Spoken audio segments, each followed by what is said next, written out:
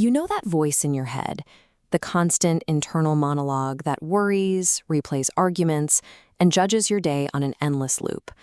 We inherently believe that this voice is a passive observer. The universally accepted model of cause and effect suggests that external events happen first, and our internal voice simply reacts to them. This reactive belief traps people in what philosopher Neville Goddard calls the old man state. It is a psychological default where you become a victim to your surroundings, blaming external factors and cycling through identical loops of disappointment. But what if the math of causality is completely backward? This timeline illustrates our traditional view, but watch what happens when the arrow snaps and reverses direction. The reality is that your circumstances do not cause your inner talk. Your inner talk causes your circumstances. If our thoughts actively generate our physical reality, then your inner voice acts as the literal architect of your external world. To take control of this architecture, Goddard introduced the concept of a mental diet. This is the deliberate practice of consciously curating and directing the words you say to yourself. This isn't a modern productivity hack. It's an ancient principle regarding the connection between mind and speech, documented in the Hermetica. This text claims humanity received two gifts, mind and speech. Used rightly, we differ in nothing from the immortals.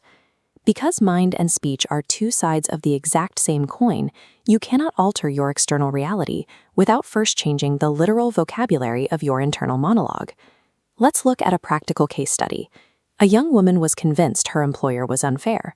To her, he was hypercritical and impossible to please, no matter how hard she worked. The variable driving her misery was entirely internal. She realized she was mentally arguing with her boss all day long, actively writing a script of constant friction and defensiveness. She attempted a radical intervention. She stopped the mental arguments completely. Instead, she imagined a conversation filled with his praise for her work and her sincere gratitude in return. Her employer's physical behavior soon matched her newly imagined internal script, offering the exact compliments she had been rehearsing in her mind. As this animation shows, a sound wave originating from an inner thought bounces off an external boundary and returns to you as a solidified physical shape. The people in our lives echo the things we whisper to them in secret. An assumption, even if it is false at first, will eventually harden into physical fact if it is persistently repeated in the mind. Your current thoughts do not recede into the past. They advance into the future to meet you as physical circumstances and events.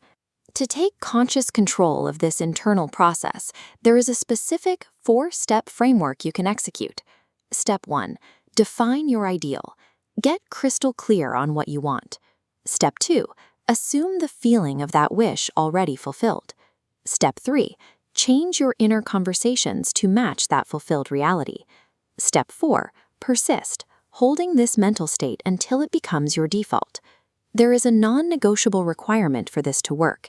The ancient texts ask, "Can two walk together except they be agreed?" Your inner speech and your desired state must walk together in alignment. Your secret whispers are actively assembling tomorrow's reality. Your future is in your hands.